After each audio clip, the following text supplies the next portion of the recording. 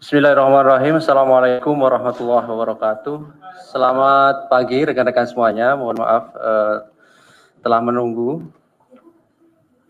Pagi hari ini kami akan menyampaikan perkembangan terkait dengan kegiatan tangkap tangan yang telah dilakukan KPK dari kemarin, tadi pagi dan sampai pagi kembali gitu ya. Hadir pagi hari ini Ketua KPK Pak Firly dan juga Deputi Penindakan Pak Karyoto. Seperti biasa nanti akan disampaikan beberapa poin terkait dengan perkembangan kegiatan tangkap tangan dimaksud. Setelah itu nanti kami akan tunjukkan barang bukti dari hasil kegiatan tangkap tangan ini. Berikutnya yang terakhir nanti kami persilahkan satu sesi untuk tiga orang penanya dan kita fokuskan pertanyaannya terkait dengan perkara ini. Baik, kami silahkan Pak Ketua untuk menyampaikan beberapa poin terkait dengan perkembangan kegiatan tangkap tangan di Sulawesi Selatan dimaksud. Kami silahkan Pak.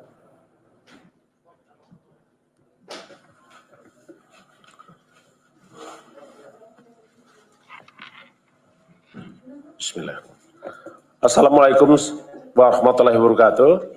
Selamat pagi, salam sejahtera untuk kita sekalian. Om Swastiastu, salam, namo buddhaya, salam kebajikan.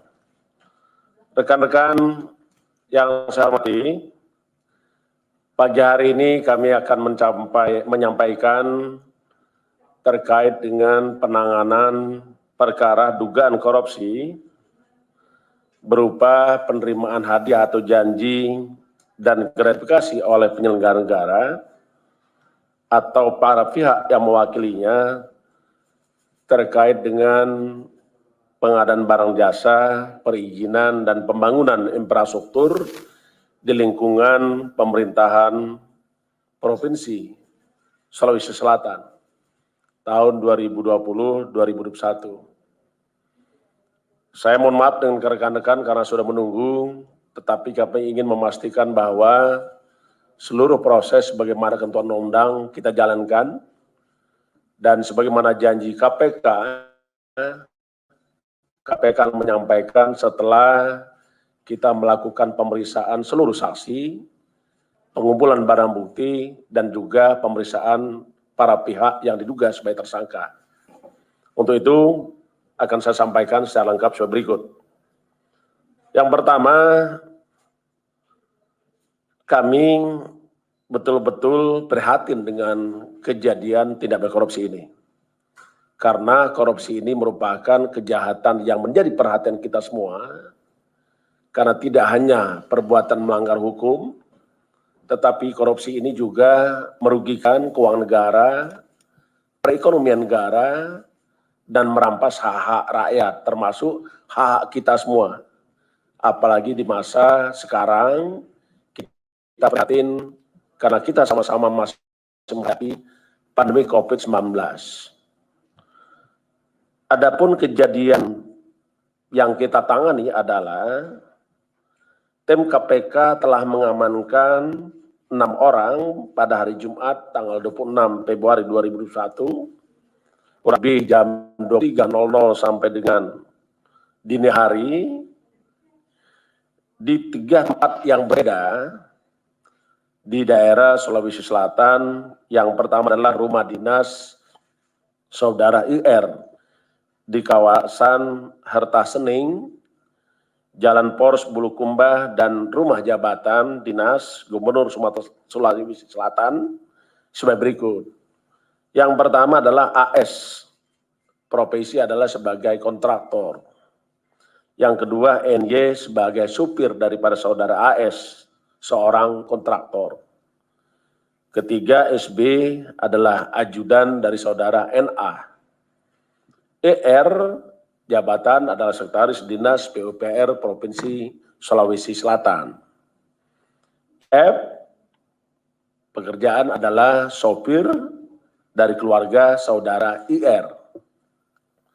NA adalah Gubernur Sulawesi Selatan. Adapun kronologis tangkap tangan, pada hari Jumat tanggal 26 Februari 2021, tim KPK menerima informasi dari masyarakat bahwa akan adanya dugaan terjadinya penerimaan sejumlah uang oleh penyelenggara negara yang diberikan oleh AS kepada NA melalui perantara saudara IR yang merupakan representatif dan sekaligus juga sebagai orang kepercayaan dari saudara NA. Pada pukul 24 waktu Indonesia Barat, AS bersama IF menuju ke salah satu rumah makan di Makassar, dan setiba di rumah makan tersebut telah ada saudara IR yang menunggu. Dengan beriringan mobil, IF mengemudikan mobil milik IR, sedangkan saudara AS dan IR bersama-sama dalam satu mobil milik AS menuju ke Jalan Hasanuddin Makassar. Dalam perjalanan tersebut, AS menyerahkan proposal terkait dengan beberapa proyek pekerjaan infrastruktur di Kabupaten Sinjai, Sulawesi Selatan, tahun anggaran 2021 kepada IR. Sekitar pukul 21.00 waktu Indonesia Barat, IF kemudian mengambil koper yang diduga berisi uang dari dalam mobil milik AS yang selanjutnya dipindahkan ke bagasi mobil milik IR di Jalan Hasanuddin. Pada kira pukul 23.00 waktu Indonesia Tengah, AS diamankan saat dalam perjalanan menuju Bulukumba, sedangkan sekitar pukul 00 waktu Indonesia Tengah, IR berserta uang dalam koper sejumlah sekitar 2 miliar rupiah turut disita dari rumah dinasnya. Pada sekitar 02.00 waktu Indonesia Tengah, saudara NA juga ikut diamankan oleh KPK dari rumah jabatan dinas Gubernur Sulawesi Selatan. Adapun konstruksi perkara setelah mengalami pemeriksaan dan pengumpulan barang bukti, maka kami sampaikan sebagai berikut. AS Direktur PT APB telah lama kenal baik dengan saudara NA yang berkeinginan mendapatkan beberapa proyek pekerjaan infrastruktur di Sulawesi Selatan tahun 2021. AS sebelumnya telah mengerjakan beberapa proyek di Sulawesi Selatan, di antaranya peningkatan jalan ruas Palampang Monte, Bonto Lempangan di Kabupaten Sinjai, Bulukumba, dana anggaran khusus DAK tahun 2019 sebesar 28,9 miliar. Berikutnya pembangunan jalan ruas Palampang Monte, Bonto Lempangan tahun 2020 dengan nilai proyek 15,7 miliar. Yang ketiga, pembangunan ruas jalan Palampang Monte, Bonto Lempangan, satu paket APBD Provinsi Sulawesi Selatan dengan nilai 19 miliar. Berikutnya, pembangunan jalan pedestrian dan penerangan jalan kawasan wisata Bira, dana bantuan keuangan Provinsi Sulawesi Selatan tahun 2020 kepada Kabupaten Bulukumba. Tahun anggaran 2020 ini dengan nilai proyek 20,8 miliar. Yang selanjutnya, pekerjaan dikerjakan AS juga adalah rehabilitasi jalan parkiran 1 dan pembangunan jalan parkiran 2, kawasan wisata Bira, Anggaran Bantuan Keuangan Provinsi Sulawesi Selatan tahun 2020 kepada Kabupaten Bulukumba tahun anggaran 2020 dengan nilai proyek 7,1 miliar. Sejak bulan Februari 2021 telah ada komunikasi aktif antara saudara AS dengan IR sebagai representasi dan sekaligus orang kepercayaan saudara NA untuk bisa memastikan agar AS mendapatkan kembali proyek yang diinginkannya di tahun 2021. Dalam beberapa komunikasi, diduga ada tawar-menawar fee untuk penentuan masing-masing dari nilai proyek yang nantinya akan dikerjakan oleh AS. Pada sekitar awal Februari 2021, ketika NA sedang berada di Bulukumba bertemu dengan saudara IR dan juga AS yang telah mendapatkan proyek pekerjaan wisata Bira. NA menyampaikan pada IR bahwa kelanjutan proyek wisata Bira akan kembali dikerjakan oleh AS yang kemudian NA memberikan persetujuan dan memerintahkan IR untuk segera mempercepat pembuatan dokumen detail engineering design yang akan dilelang pada APBD tahun 2022. Di samping itu, pada akhir Februari 2021, ketika ER bertemu dengan NA, disampaikan bahwa fee proyek yang dikerjakan oleh AS di Bulukumba sudah diberikan kepada pihak lain. Saat itu NA mengatakan yang penting operasional kegiatan NA tetap bisa dibantu oleh AS. AS selanjutnya pada tanggal 26 Februari 2001 diduga menyerahkan uang sebesar 2 miliar rupiah kepada NA melalui saudara IR. Selain itu, NA juga diduga menerima uang dari kontraktor lain di antaranya sebagai berikut. Pertama, pada akhir 2020, NA menerima uang sebesar 200 juta rupiah. Kemudian pertengahan Februari 2001, NA melalui SB menerima uang 1 miliar. Selanjutnya pada awal Februari 2021, NA melalui SB menerima uang sebesar 2,2 miliar. Berdasarkan keterangan para saksi dan bukti yang cukup, maka KPK berkeyakinan bahwa tersangka dalam perkara ini sebanyak 3 orang. Pertama, sebagai penerima, yaitu saudara NA dan saudara IR. Sedangkan sebagai pemberi adalah saudara AS. Adapun para tersangka tersebut disangkakan saudara NA dan IR disangkakan melanggar pasal 12 huruf A dan pasal 12 huruf B atau pasal 11 dan pasal 12B besar Undang-Undang Nomor 31 1999 tentang Pemberantasan Tindak Pidana Korupsi sebagaimana telah diubah dengan Undang-Undang Nomor 20 Tahun 2001 tentang perubahan atas Undang-Undang 31 Tahun 1999 tentang Pemberantasan Tindak Pidana Korupsi. Yonto pasal 55 ayat 1 ke 1 KUHP.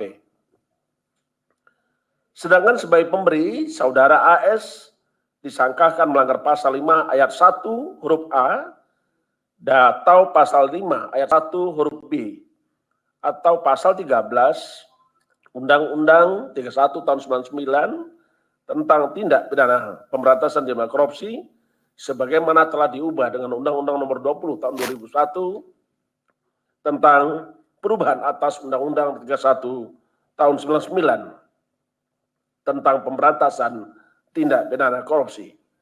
Yonto pasal 5 ayat 11 KUHP. Para tersangka NA, R dan AS dilakukan penahanan selama 20 hari. Pertama, terhitung sejak tanggal 27 Februari 2021 sampai 18 Maret 2021. Saudara NA akan ditahan di rutan cabang KPK, cabang Pomdam Jaya Guntur. IR ditahan di rutan cabang KPK pada Kapling C1. AS ditahan di rutan cabang KPK pada Gerung Merah Putih. Untuk memutus rantai penularan COVID-19, kita sangat-sangat memahami bahwa keselamatan jiwa adalah hukum tertinggi. Terkait dengan itu, maka setiap orang yang ditahan oleh KPK perlu dipastikan tidak tertular atau tidak menyebarkan pandemi COVID-19. Karenanya para tersangka akan mengalami dan menjalani dilakukan isolasi mandiri di rutan KPK Kapling C1. Kami sampaikan kepada rekan-rekan semua bahwa KPK dalam pemberantasan korupsi kita tetap berkomitmen dan kita tidak akan pernah habis tenaga, pikiran dalam rangka pemberantasan korupsi. Kami juga sangat berharap kepada seluruh masyarakat apabila menemukan ada dugaan tindak pidana korupsi, beritahu KPK. Mata KPK memang terbatas, tidak lebih dari 1.652 pasang mata. Tetapi KPK punya mata rakyat. Itulah informasi yang kita tunggu dari rakyat. Dan KPK sampai hari ini tetap berharap partisipasi masyarakat dan KPK mengucapkan terima kasih kepada rekan-rekan media seluruh rakyat Indonesia dimanapun berada yang telah membantu pemberantasan tindak pidana korupsi. Saya kira itu yang ingin kami sampaikan dan kami tetap berharap dukungan dari seluruh rakyat Indonesia untuk mewujudkan NKRI bebas dari korupsi. Terima kasih. Baik, terima kasih kepada Pak Ketua yang telah menyampaikan beberapa poin terkait dengan perkembangan penanganan kegiatan tangkap tangan di Sulawesi Selatan. Sebelum nanti pertanyaan ya Mas Mario, kami akan tunjukkan barang bukti lebih dahulu dari kegiatan ini.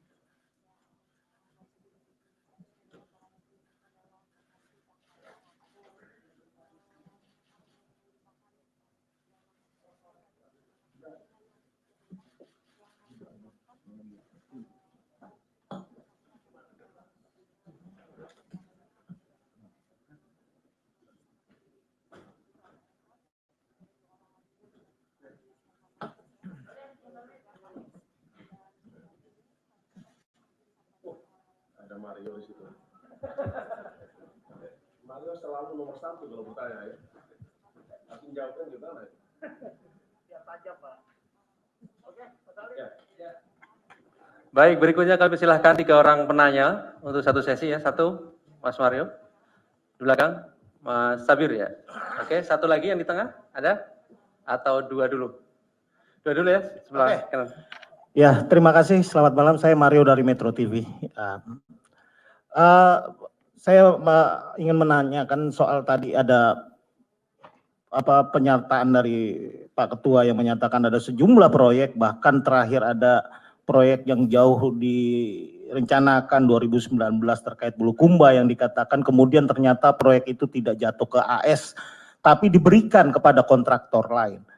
Artinya bahwa sebelum peristiwa OTT ini sudah ada pemberian-pemberian yang diterima oleh NA. Dan informasi yang saya dapat adalah ada beberapa kontraktor yang diantaranya adalah PT Banteng Laut Indonesia.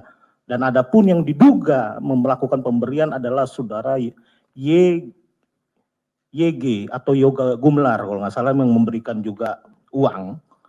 Yang kita tahu bahwa perusahaan Banteng Laut Indonesia ini dimiliki oleh Suni Tanuwijaya. Bahkan direkturnya ini sendiri merupakan sekretaris staf DPRD Pemprov DKI.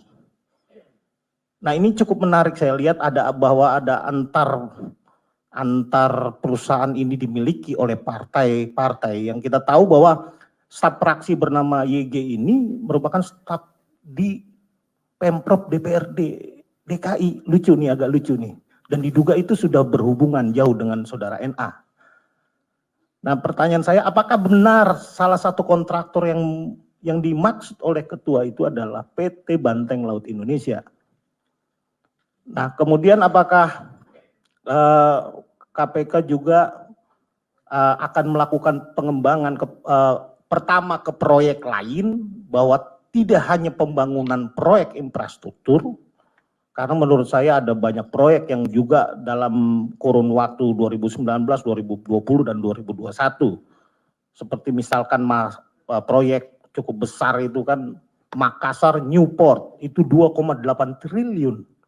Apakah sini juga ada pengembangan misalkan dianggap indikasinya cukup clear atau memang ada kaitan-kaitan dengan para kontraktor ini? Kalau dilihat dari kronologis yang Pak Ketua katakan, bahwa peran saudara ER kalau nggak salah yang kepala saya di sini cukup aktif bersentuhan, melakukan sentuhan bersama para kontraktor.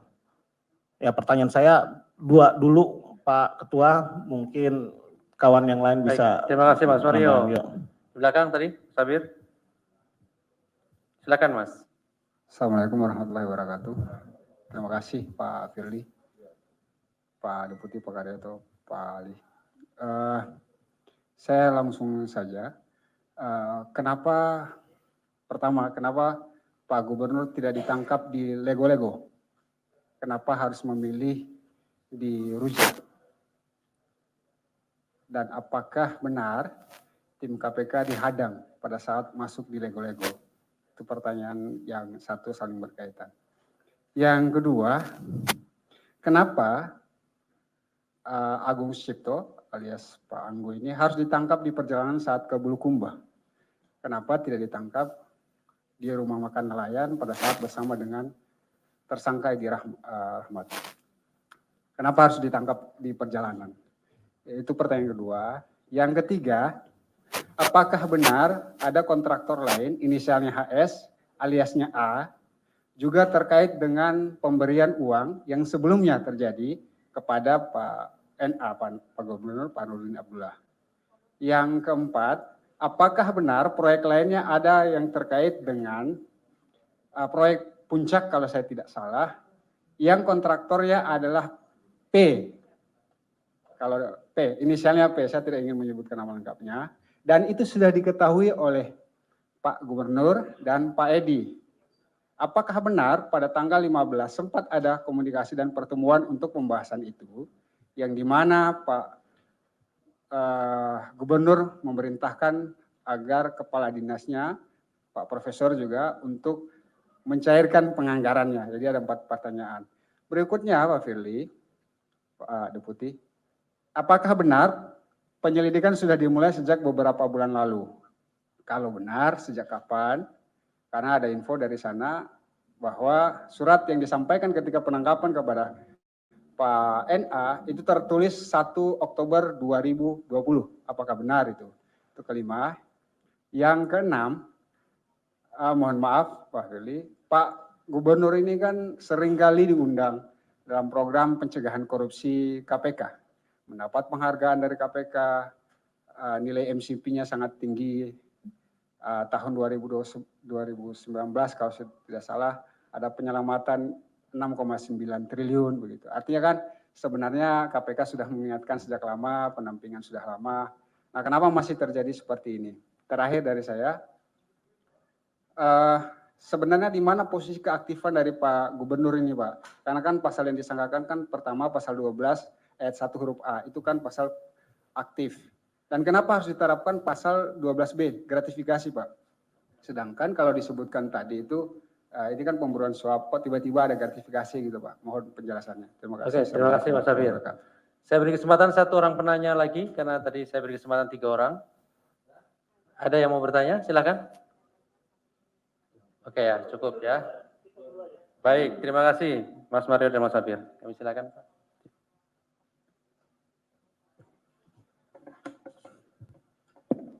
Terima kasih kepada Saudara Mario yang tadi cukup komprehensif pertanyaannya. Tentu setiap informasi yang diterima oleh KPK termasuk malam hari ini dari rekan-rekan wartawan, tentu kita tampung dan kita akan tindak lanjuti dengan cara pendalaman. Tentu kalau yang kita sampaikan hari ini adalah perkara yang ditangani oleh KPK terkait dengan tindak pidana korupsi berupa dugaan pemberian hadiah atau janji yang dilakukan oleh para pihak kepada penyelenggara negara. Itu dulu yang pertama.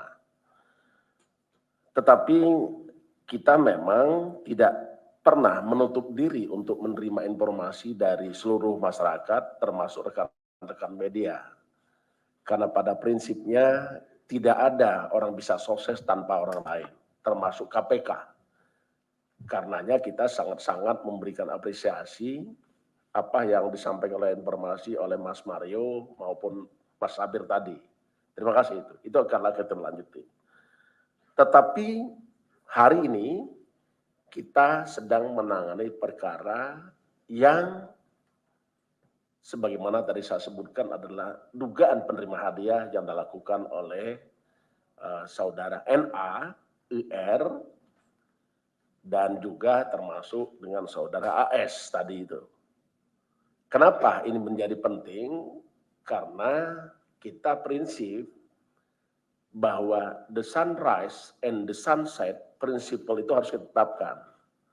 Seketika orang ditetapkan sebagai tersangka, maka dia harus memiliki hak yang sama untuk mendapatkan pemeriksaan secara cepat dan tetap dihormati hak asasi manusianya, dan juga kita tetap mendukung dan menjunjung tinggi terkait dengan asas praduga tak bersalah. Itu prinsip. Yang berikutnya tadi disampaikan oleh Pak Sabir terkait dengan beberapa hal tentang penyelidikan. Ada informasi 1 Oktober 2020. Kami ingin sampaikan bahwa proses penyelidikan itu adalah serangkaian tindakan penyelidik dalam rangka menemukan suatu peristiwa dan menentukan peristiwa ini adalah peristiwa pidana guna dilakukan untuk penyidikan. Jadi saya kira itu, Mas. Yang berikutnya, kalau tadi disampaikan terkait dengan prestasi atau apresiasi yang pernah diterima oleh saudara NA, termasuk dengan beberapa penghargaan, tentu itu diberikan sesuai dengan prestasi dan waktu, tempat tertentu. Jadi kita memang memberikan apresiasi dengan seluruh pejabat negara yang dinilai untuk berprestasi. Tetapi coba ingat bahwa korupsi itu disebabkan karena ada kekuasaan. Korupsi itu disebabkan karena ada kesempatan. Korupsi itu terjadi karena ada keserakahan, ada kebutuhan. Dan yang paling penting lagi adalah jangan berpikir bahwa setiap orang yang sudah menerima penghargaan tidak akan melakukan korupsi. Kenapa? Karena korupsi adalah pertemuan antara kekuasaan dan kesempatan, serta minusnya integritas. Jadi kalau boleh saya katakan rumusnya adalah corruption equal to power plus opportunity minus integrity. Jadi siapapun. Sehingga saya berharap kepada seluruh penyelenggara negara, kita diberikan mandat amanat rakyat. Maka peganglah amanah itu, jauhi perilaku korupsi, karena korupsi, tindak pidana korupsi itu setidak-tidaknya ada 30 jenis tindak pidana korupsi. Sebagaimana diatur dalam Undang-Undang 31 tahun 1999 yang telah dirubah dengan Undang-Undang 20 tahun 2001. Jumlahnya ada 30 jenis. Nah, ini hal yang paling penting adalah bagaimana penyelenggara tetap berkomitmen untuk tidak melakukan korupsi dan dia terus membangun, menjaga, serta memelihara amanah rakyat, integritas dirinya. Hanya itu yang kami ingin sampaikan. Karena pemberantasan korupsi itu tidak hanya dilakukan dengan tindakan, tapi kita juga melakukan pendidikan masyarakat supaya meningkatkan integritas para penyelenggara negara, aparatur pemerintah, supaya integritas meningkat, tidak melakukan korupsi. Yang kedua, kita lakukan dengan cara pencegahan, yaitu melakukan perbaikan sistem supaya tidak terjadi peluang dan tidak terjadi kesempatan untuk orang melakukan korupsi. Yang terakhir, bukan ini urutan, bukan. Tindakan-penindakan secara tegas dan proporsional. Jadi siapapun yang melakukan tindak pidana korupsi, kami tidak pernah pandang bulu. Karena itu adalah prinsip kerja KPK. Siapapun yang melakukan tindak pidana korupsi, pasti kita minta pertanggungjawaban sebagaimana ketentuan undang-undang. Saya kira itu. Kalau ada yang belum lengkap, nanti bisa ketemu lagi. Karena ada hal yang perlu disampaikan lagi, kami sangat terbuka menerimanya. Ya. Terkait tadi soal penghargaan-penghargaan yang diberikan pada waktu tertentu, artinya pada saat itulah. Ya, pada saat itu. Ini kan udah sekarang saat ini nih, Siap. ya kan? Kira-kira penghargaan KPK itu akan dicabut nggak kira-kira? Ini kan saat ini nih, kalau kemarin kan saat itu. Satu. Terus kedua, berkaitan dengan prinsip proses penyidikan cepat. Ini kira-kira habis kompers masih lama nggak? Ya ini harapan teman-teman. Ya dua itu aja Pak, itu penting banget karena kita udah lelah.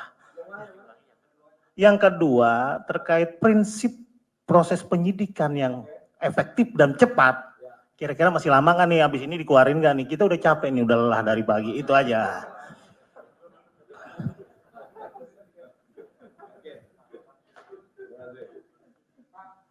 Pak Sabir ya. Pak Sabir.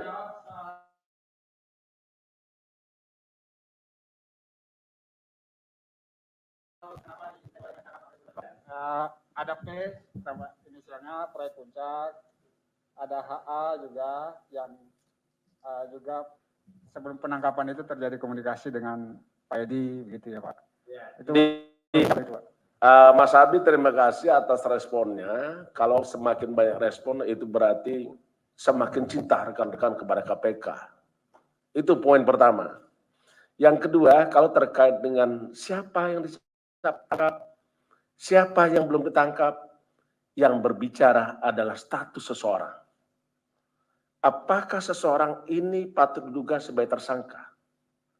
Karena pada prinsipnya, tersangka adalah seseorang yang karena perbuatannya atau keadaannya berdasarkan bukti permulaan cukup patut diduga sebagai pelaku tindak pidana.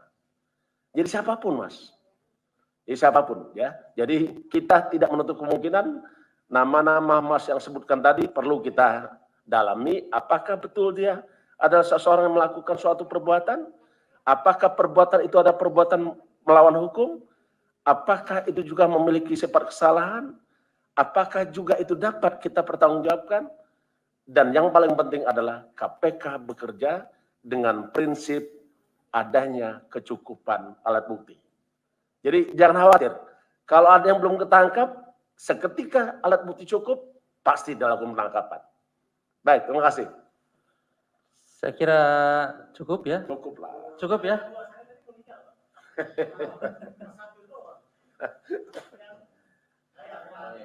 Ya. Oke, Oke, saya kira cukup. cukup ya. Ya, terima kasih. Baik. Terima kasih. Terima kasih atas dukungan kawan-kawan. Sampai menunggu sehingga dini hari. Ya, terima kasih. Baik. Terima kasih Pak Ketua dan Pak Deputi Bidang dan rekan-rekan semuanya yang hadir pada pagi hari ini. Assalamualaikum warahmatullahi wabarakatuh.